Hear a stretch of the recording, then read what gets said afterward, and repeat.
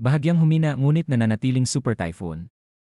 Ngayong umaga, ang Super Typhoon Bavi ay nagpakita ng bahagyang pagbaba ng lakas mula sa 205 patungo sa 175 kilometro bawat oras. Ngunit huwag kayong magpadaya sa numerong ito.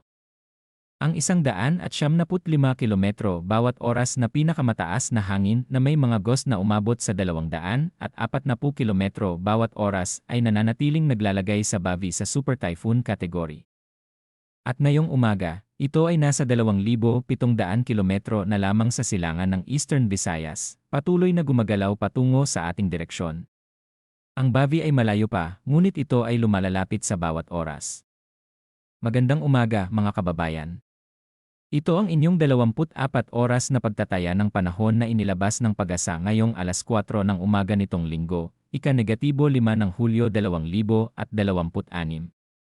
At ngayong umaga, mayroon kaming komprehensibong ulat ng Super Typhoon Bavi na patuloy na sinusubaybayan sa malayong silangan, kasama ang pangkalahatang weather situation ng ating bansa na nananatiling relatively calm ngayong araw.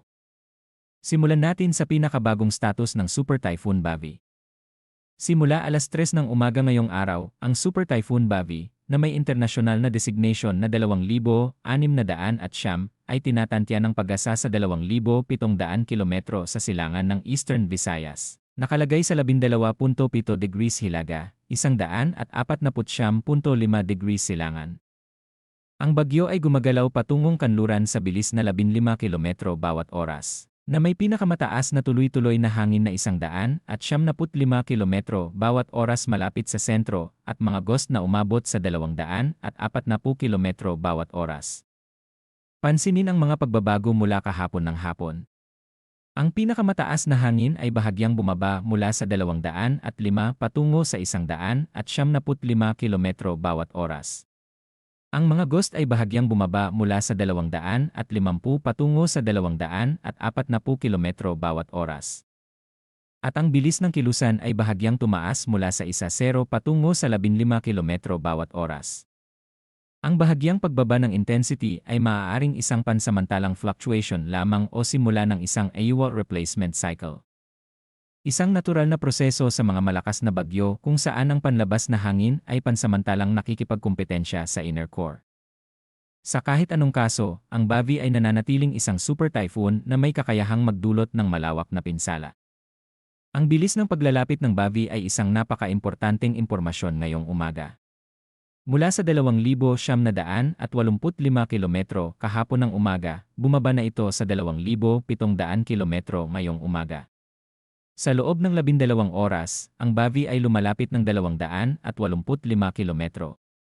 Sa kasalukuyang bilis na 15 kilometro bawat oras, ang sistema ay maaaring makapasok sa ating Philippine Area of Responsibility sa loob ng ilang araw, depende sa kung magpapatuloy ang kasalukuyang track. Para sa lahat ng Pilipino, ang mensahe ngayong umaga ay nananatiling malinaw. Ang Super Typhoon Bavi ay malayo pa sa ating bansa ngayong umaga, ngunit ito ay lumalalapit sa bawat oras. Ang regular na pagsuri ng mga opisyal na advisory ng Pag-asa ay napakahalaga sa mga darating na araw upang matiyak na ang lahat ay may pinaka-updated na impormasyon tungkol sa track at intensity ng Bavi. Ngayon, pag-usapan natin ang domestic weather situation ng ating bansa ngayong umaga. Ang easterlies o silangang hangin ay patuloy na nakakaapekto sa eastern sections ng Luzon at Visayas ngayong umaga, katulad ng nakaraang ilang araw. Ang ating bansa ay nananatiling nakakaranas ng relative na calm na kondisyon ngayong umaga. Pag-usapan natin ang forecast weather conditions para sa bawat bahagi ng ating bansa ngayong umaga. Para sa Cagayan Valley, Bicol Region, Eastern Visayas, Aurora, Quezon, at Dinagat Islands. Ang mga lugar na ito ay inaasahang makakaranas ng bahagyang maulap hanggang maulap na kalangitan na may mga isolated na rain showers o thunderstorms dahil sa easterlies. Ang posibilidad ng flash floods at landslides ay nananatiling banta sa panahon ng matinding kulog-kidlat. Para sa lahat ng mga residente ng Cagayan Valley, Bicol Region, Eastern Visayas, Aurora, Quezon, at Dinagat Islands, manatiling mapagmatsyag para sa posibilidad ng biglaang malakas na ulan ngayong umaga at hapon. Ang isolated na thunderstorms ay maaaring maging biglaan at malakas sa ilang partikular na lugar, lalo na sa mga lugar na malapit sa mga ilog, estero, at bundok. Para sa Metro Manila at natitirang bahagi ng bansa, ang bahagyang maulap hanggang maulap na kalangitan na may mga isolated na rain showers o thunderstorms ay inaasahan dahil sa localized thunderstorms. Para sa Metro Manila, ang relative na calm na kondisyon ngayong umaga ay nagbibigay ng pagkakataon para sa mga residente na mag-review at mag-update ng kanilang mga emergency preparedness plans. Lalo na habang sinusubaybayan natin ang Super Typhoon Bavi. Para sa kondisyon ng hangin at karagatan ngayong umaga, para sa eastern section ng Luzon, ang hangin ay magaan hanggang katamtaman mula sa silangan patungo sa Hilagaang Silangan, na may coastal waters na slight hanggang moderate at umabot sa 0. 6 hanggang 1.5 metro. Para sa natitirang Luzon, ang hangin ay magaan hanggang katamtaman mula sa silangan patungo sa Timog Silangan, na may coastal waters na 0.6 hanggang 1.5 metro. Para sa Visayas at eastern section ng Mindanao, ang hangin ay magaan hanggang katamtaman mula sa Hilagaang Silangan patungo sa Hilagang Kanluran, na may coastal waters na 0.6 hanggang 1.2 metro. Para sa natitirang Mindanao, ang hangin ay magaan hanggang katamtaman mula sa Timog Kanluran patungo sa Kanluran, na may coastal waters na 0.6 hanggang 1.2 metro. Para sa lahat ng mangingisda at maritime operators sa buong bansa, ang pangkalahatang kondisyon ng karagatan ngayong umaga ay manageable sa karamihan ng mga lugar. Ngunit ang regular na pagsuri ng mga weather updates ay napakahalaga, lalo na para sa mga nasa eastern seaboards ng ating bansa, kung saan ang influence ng Bavi ay maaaring maramdaman ng mas maaga sa mga darating na araw. Ngayon, isang comprehensive final assessment ng ating weather situation ngayong umaga at ang inaasahan sa mga darating na araw. Ang Super Typhoon Bavi ay patuloy na lumalalapit, ngayon ay nasa 2,700 kilometro na lamang sa silangan ng Eastern Visayas.